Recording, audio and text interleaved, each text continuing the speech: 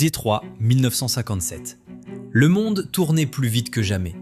Les Soviétiques venaient de lancer Spoutnik dans le ciel et l'Amérique répondait avec la seule chose qu'elle savait vraiment faire, avec chrome, cylindrée et la volonté absolue d'être plus grande que tous les autres.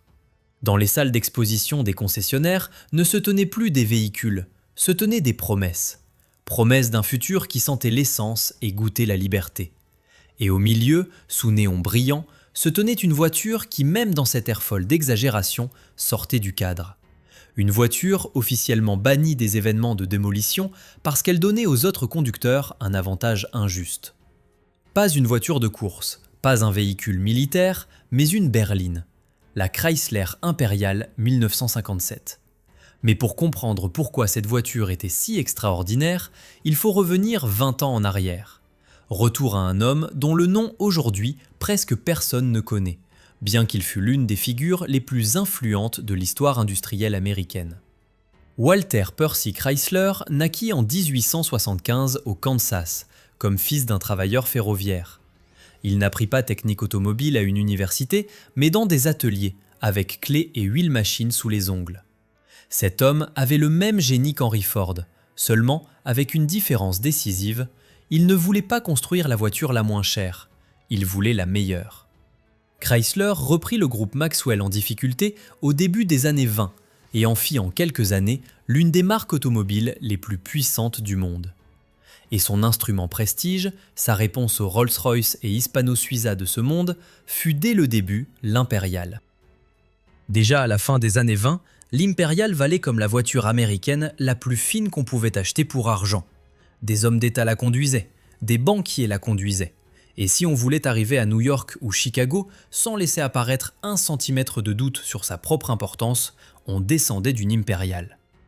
Mais alors vint 1933, et avec cela, une erreur qui devait paralyser Chrysler pendant 2 décennies. La Chrysler Airflow. Sur le papier, elle était révolutionnaire. Carrosserie testée en soufflerie, construction acier complet, une distribution de poids que les voitures américaines n'avaient jamais eu auparavant. L'entreprise fit même rouler une Airflow d'un précipice raide et filma comment le conducteur ensuite continua simplement à rouler parce que la carrosserie n'avait pas collapsé. Techniquement, c'était un triomphe. Mais l'acheteur américain de 1933 ne voulait pas de triomphe de la technique. Il voulait du chrome. Il voulait des ailerons. Il voulait quelque chose qui semblait comme un rêve, pas comme une soufflerie. L'Airflow floppa spectaculairement, et Chrysler, profondément touché par cette humiliation, se retira dans une coquille défensive. Les 15 années suivantes, l'entreprise construisit des voitures solides, fiables, techniquement abouties, qui semblaient comme si un comptable les avait conçues. Sûres, ternes, complètement asexuées. Il y eut même un président Chrysler célèbre notoire, nommé Kaufman Taylor Keller, qui au début des années 50 demandait encore que ces voitures soient assez hautes pour qu'un homme avec chapeau puisse s'y asseoir sans devoir enlever le chapeau. À Détroit, cela n'était pas raconté comme blague, c'était politique d'entreprise sérieuse. Tandis que donc General Motors avec la Cadillac 75 et Lincoln avec ses énormes croiseurs de rêve enflammaient l'imagination de la société américaine d'après-guerre, Chrysler trottait derrière, comme un homme bien habillé à une fête qui a oublié d'apporter de la musique. Cadillac vendait en 1950 plus de 80 000 véhicules. L'Impérial, alors encore un modèle Chrysler et pas un nom de marque autonome, arrivait à peine à quelques milliers. Ce n'était pas une compétition, c'était un massacre. Et puis, dans cette heure la plus sombre de la marque, entra en scène un homme qui devait tout changer. Son nom était Virgil Exner. Il avait début quarantaine, avait travaillé auparavant chez Studebaker et avait une obsession presque enfantine pour forme, ligne et la manière dont une voiture agit de loin avant même qu'on gaspille une pensée au moteur. Exner croyait fermement qu'une voiture devait d'abord être une émotion et seulement après un moyen de transport. Chrysler l'engagea en 1949 et les premières années furent une lutte acharnée contre la culture d'entreprise installée. Mais Exner ne se laissa pas freiner. Il commença en collaboration avec le carrossier italien Ghia à Turin à concevoir des voitures de rêve, des études chocards extravagantes qui au salon automobile arrêtaient les gens et leur laissaient la bouche ouverte. C'était de la propagande en tôle et chrome, Une offensive ciblée sur la fantaisie de l'acheteur automobile américain. Et elle agit. Lentement, mais inexorablement, l'ambiance commença à basculer aux étages directeurs Chrysler. Le message était clair. Soit Exner pouvait construire ce qu'il voulait, soit Chrysler restait pour toujours le deuxième vainqueur dans une course avec seulement 3 participants. En 1955 tomba la décision qui devait tout changer. Chrysler décida de détacher l'Impérial du groupe et d'en faire une marque complètement autonome. Plus Chrysler Impérial, simplement Impérial. Un nom propre, un réseau concessionnaire propre, une usine propre. Une déclaration de guerre directe à Cadillac et Lincoln. Et l'homme qui devait donner vie à cette nouvelle marque était Virgil Exner. Ce qu'il construisit dans les 2 années suivantes devait changer Détroit pour toujours. Virgil Exner était assis en 1955 à sa table à dessin à Highland Park et savait qu'il avait exactement une chance, seulement une.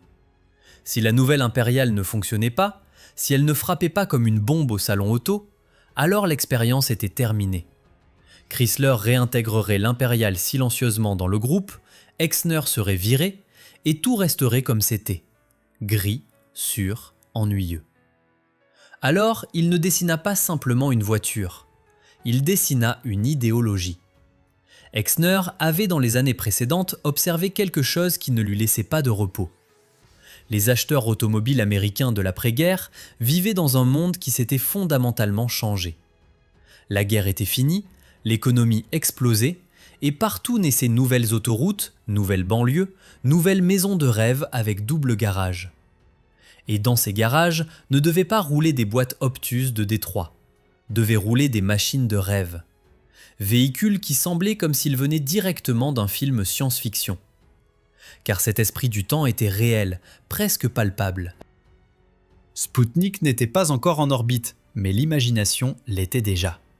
Exner appela sa philosophie design « forward look », et ce terme n'était pas une phrase marketing, c'était un programme. Chaque ligne devait pousser vers l'avant, chaque arête devait suggérer mouvement, même à l'arrêt. La voiture ne devait pas se garer, elle devait guetter. Et l'outil avec lequel il réalisa cette vision fut une collaboration qui, dans l'histoire du design automobile américain, était unique. Exner travaillait étroitement avec le carrossier italien Ghia à Turin, envoyait des esquisses en Italie, recevait des modèles raffinés en retour, discutait proportions dans des lettres qui voyageaient aller-retour, comme lettres d'amour entre 2 continents. Le résultat fut une voiture qui, pour son temps, semblait tout simplement incroyable. L'Impérial 1957 était plus basse que tout ce que Chrysler avait jamais construit. Pas de quelques millimètres, mais sensiblement, visiblement, provocatoirement plus basse. Tandis que les successeurs de Kaufmann-Taylor-Keller aux étages directeurs discutaient encore hauteur de chapeau, Exner construisait une voiture où un homme de taille normale pouvait surplomber toute la ligne de toit s'il se tenait à côté. Cela sonne banal, c'était révolutionnaire. Et puis, il y avait les ailerons. Les ailerons arrière de l'Impérial 1957 n'étaient pas décoration, ils étaient une déclaration. Longs, tranchants, élégamment courbés vers le haut, ils se terminaient en feu arrière qui semblait comme les post-combustion d'un chasseur à réaction. Exner lui-même parlait d'esthétique avion, des empennages des bombardiers Lockheed qu'il avait admirés enfant. Et si on regarde aujourd'hui de vieilles photographies de l'Impérial de 1957, on comprend immédiatement ce qu'il voulait dire. Cette voiture n'appartenait pas à une autoroute, elle appartenait au ciel. Mais Exner n'était pas seulement rêveur, il était aussi stratège. Et il savait que le design seul ne battait pas une Cadillac. Pour cela, il fallait des arguments qu'on pouvait toucher. L'argument le plus important était assis sous le long capot courbé, le Hemi. 392 pouces cubes de cylindrée, ce qui correspond environ à 6,4 litres et 325 chevaux.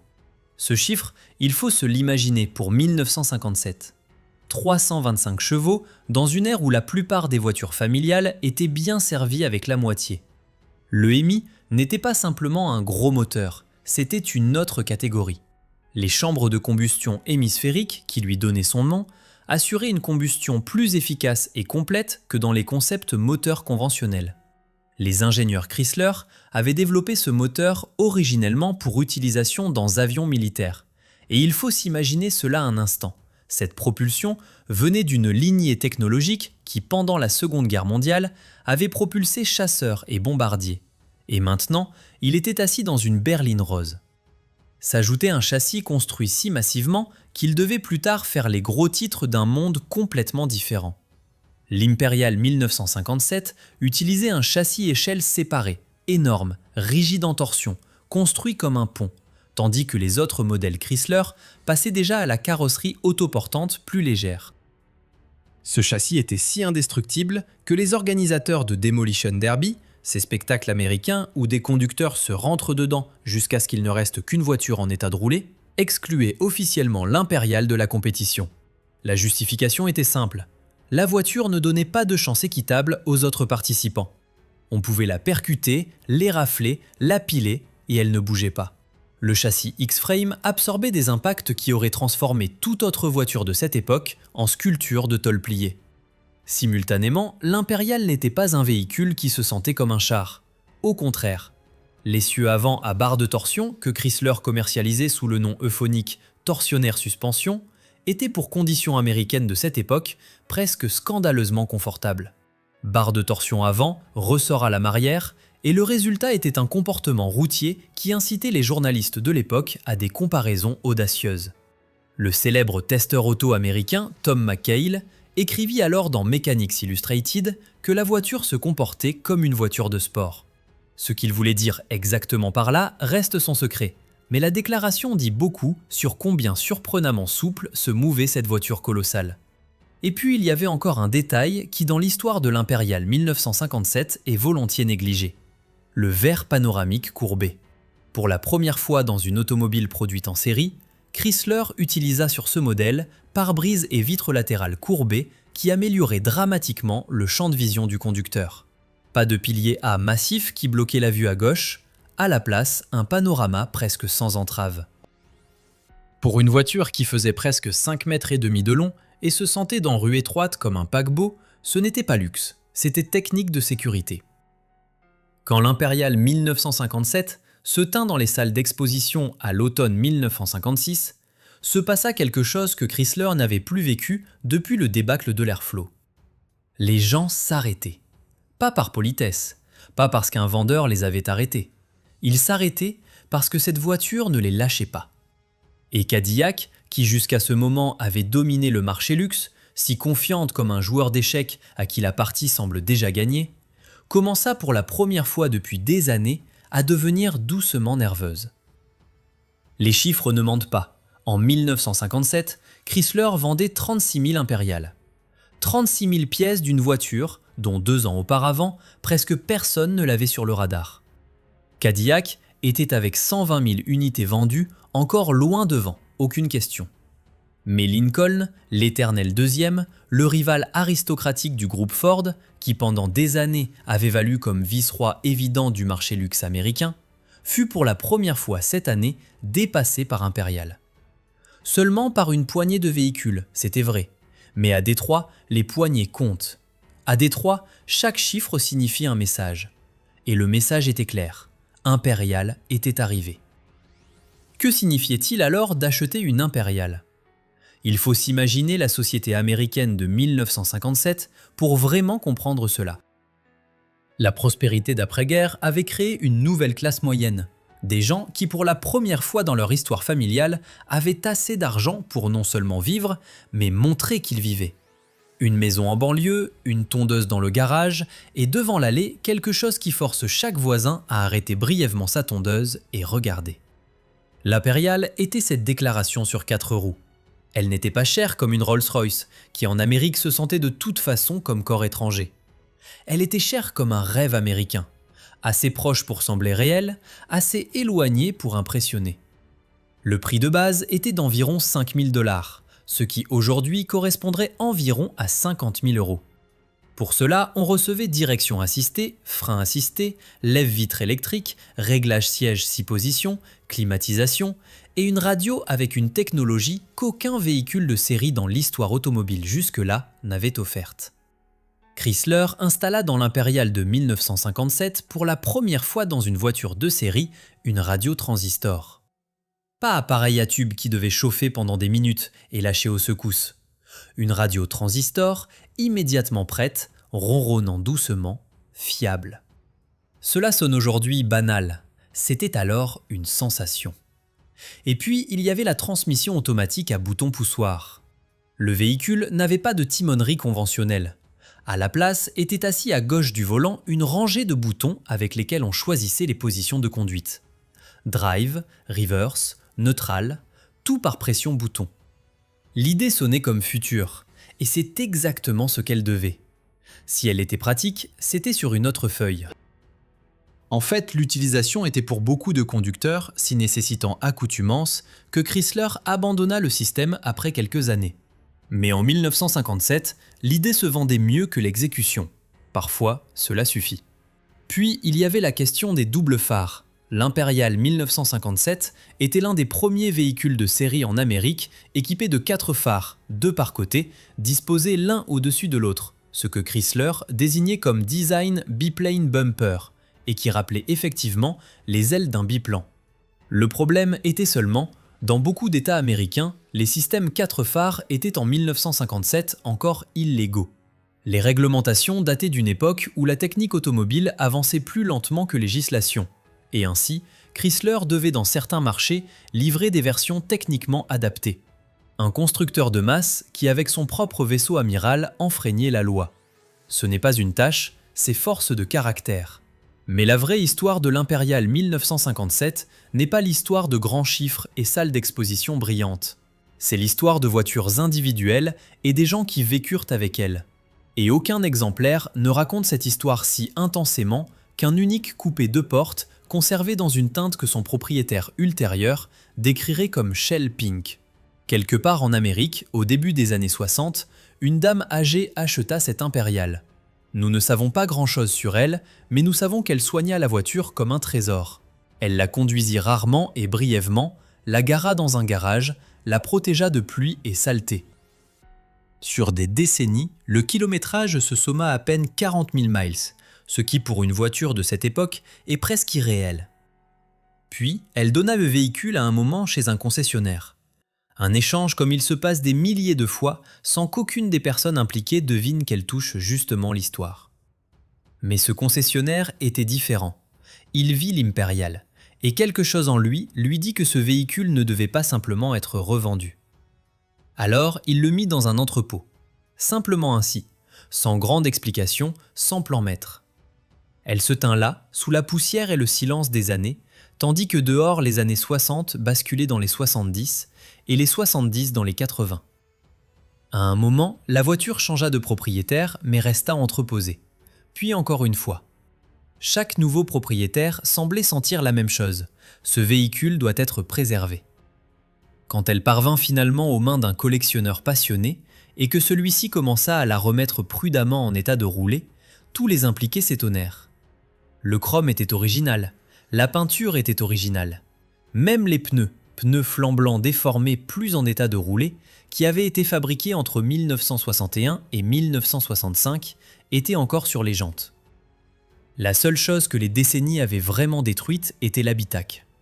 Le tissu original était devenu poreux, la mousse sous les sièges morte et émiettée. Et exactement cela montre pourquoi l'Impériale 1957 est une anomalie. Dans une époque sans protection rouille, sans galvanisation, où des croiseurs routiers américains rouillaient littéralement, tandis que le propriétaire avait encore le contrat d'achat dans le tiroir, cette voiture survécut presque intacte. Pas à cause de matériaux spéciaux, pas à cause de techniques conservation révolutionnaires, mais parce qu'une vieille dame inconnue l'aimait et parce qu'une chaîne d'hommes qui ne se connaissaient jamais et ne se rencontrèrent jamais firent instinctivement la même chose. Ils la protégèrent. Parfois, l'histoire n'est pas un grand événement. Parfois, elle est un garage, une vieille dame satisfaite et une voiture qui simplement attend. Le triomphe de 1957 aurait pu être le début d'une nouvelle ère. Il ne le fut pas. Et c'est peut-être la leçon la plus tragique que l'histoire de l'Impériale a à offrir. Il ne suffit pas de construire une fois la meilleure voiture. Il faut réussir chaque année à nouveau. Et c'est exactement là que Chrysler échoua avec une conséquence qui serait presque admirable si elle n'était pas si douloureuse à observer. Les modèles successeurs immédiats de l'Impériale de 1957 étaient encore assez proches de l'original pour être respectables. 1958, 1959, la structure de base restait reconnaissable, les ailerons continuaient à grandir, le chrome restait abondant. Mais quelque chose de décisif manquait, la fraîcheur.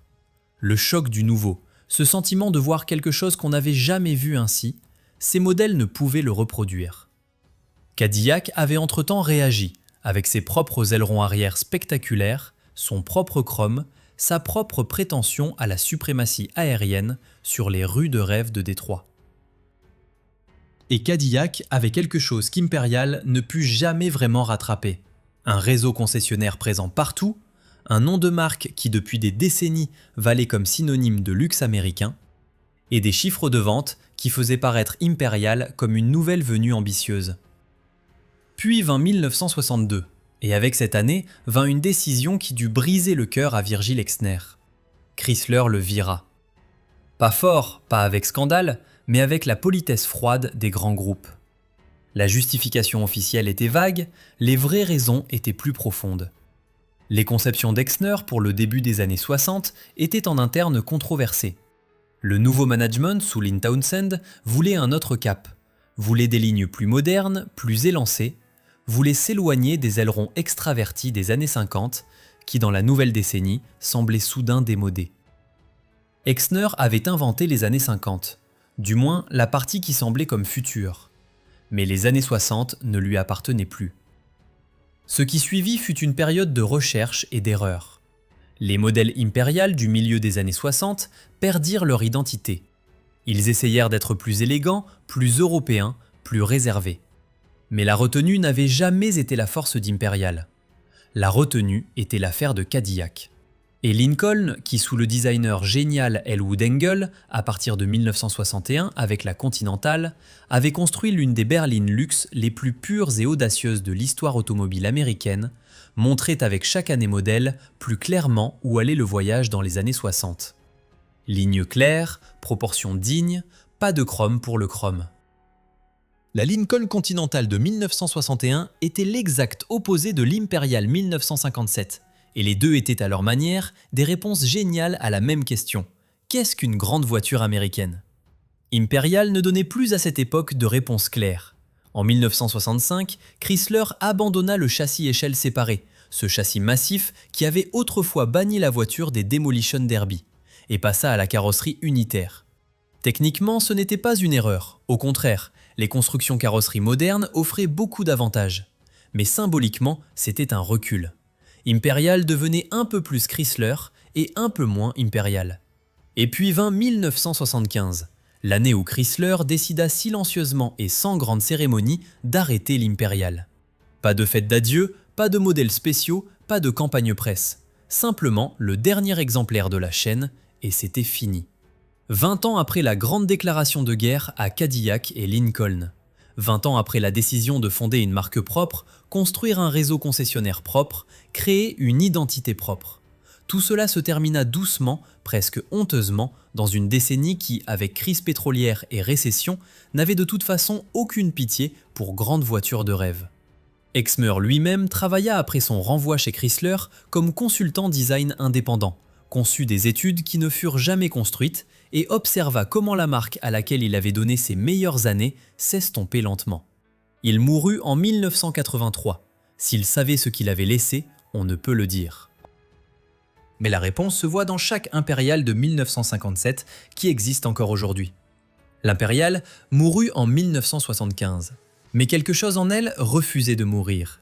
Et ce quelque chose avait un nom, Hemi. Le moteur qui avait rendu l'Impérial de 1957 si irrésistible était dès le début plus qu'un groupe motopropulseur, c'était une philosophie. Les chambres de combustion hémisphériques qui donnaient au moteur son nom généraient une efficience de combustion que les constructions conventionnelles de cette époque ne pouvaient tout simplement pas atteindre. Et quand Chrysler, en 1959, remplaça le grand Hemi des années 50 par le moteur B, plus léger et moins cher, il semblait que ce chapitre était clos. Mais les ingénieurs Chrysler savaient ce qu'ils avaient abandonné. et ils continuèrent silencieusement à travailler. En 1965, le Hemi revint, pas comme motorisation luxe pour berline, mais comme arme. Le nouveau Hemi 426 pouces cubes, développé pour le sport automobile, atterrit dans des véhicules comme la Dodge Charger et la Plymouth Roadrunner, et les transforma en provocation roulante. 445 chevaux dans la version série, et tout le monde à Détroit savait que le chiffre officieux était plus élevé. Ce moteur gagna les Daytona 500 en 1965. Il domina la saison NASCAR si complètement que l'organisation course le bloqua temporairement parce qu'il rendait la compétition insensée. Le Hemi des années 50 avait bougé des berlines. Le Hemi des années 60 bougea la culture. Et ici se trouve la plus grande ironie de toute l'histoire. Imperial avait lutté pour battre Cadillac. Elle avait perdu. Mais la technologie qui avait été développée dans cette lutte, le moteur, le châssis, la culture ingénierie chez Chrysler, tout cela coula directement dans ces véhicules qui devaient définir les années 60 et 70. La Plymouth Barracuda, la Dodge Challenger, la Charger. L'ère muscle car qui marqua culturellement l'Amérique si profondément comme peu d'autres époques de l'histoire automobile serait impensable sans l'héritage Hemi de l'Imperial. Imperial avait perdu la bataille, mais elle avait gagné la guerre, seulement dans une autre classe, sur une autre route, avec d'autres conducteurs derrière le volant. Que signifie cela pour Cadillac et Lincoln, ces rivales contre lesquels Imperial avait si obstinément lutté? Cadillac sentit la pression et réagit. Les ailerons arrière sauvages de la fin des années 50, ces sculptures chrome exagérées qui, encore en 1959, atteignirent leur sommet, disparurent après 1959 rapidement. Cadillac devint plus calme, plus posée, plus européenne. Qui avait forcé Cadillac à ce changement? Personne directement, mais la pression qu'Imperial avait construite, le fait qu'un concurrent sérieux existait prêt à tout risquer, avait changé le marché. La concurrence ne rend pas toujours le vainqueur meilleur. Parfois, elle rend tous meilleurs. Et puis, il y a encore un détail qu'il faut connaître pour vraiment fermer l'histoire de l'Imperial. Chrysler ramena l'Imperial en 1991 encore une fois. Brièvement, silencieusement, presque en s'excusant. 2 années modèles, 1991 et 1992, apparut un véhicule nommé Chrysler Imperial, qui avait avec l'original autant en commun qu'une peinture d'hôtel avec un Rembrandt. C'était une Chrysler New-Yorker réétiquetée, molle, plaisante, sans âme. Elle se vendit mal et disparut doucement. Certaines tentatives de retour prouvent seulement que quelque chose est vraiment mort. Ce qui reste est là de 1957. Pas comme symbole d'une marque qui échoua, mais comme preuve de ce qui est possible quand un homme avec une vision et une entreprise en crise se mettent brièvement d'accord exactement une fois sur la même chose. Virgil Exner voulait construire une voiture qui arrête les gens et les laisse sans souffle. Il a réussi. Et presque 70 ans plus tard, cette voiture se tient encore dans la rue. Le Hemi tourne calmement, le chrome brille au soleil, et qui la voit s'arrête. Pas parce qu'il doit, mais parce qu'il ne peut pas autrement. Peut-être est-ce la définition la plus honnête d'une grande automobile. Elle te force à t'arrêter, même quand tu es en fait pressé. Si cette histoire vous a plu, laissez un like, cela ne vous coûte rien et signifie tout pour nous. Écrivez dans les commentaires quelle voiture des années 50 vous fascine le plus, nous lisons chaque commentaire. Et si vous ne voulez manquer aucune histoire, abonnez-vous à la chaîne et activez la cloche. On se voit la semaine prochaine.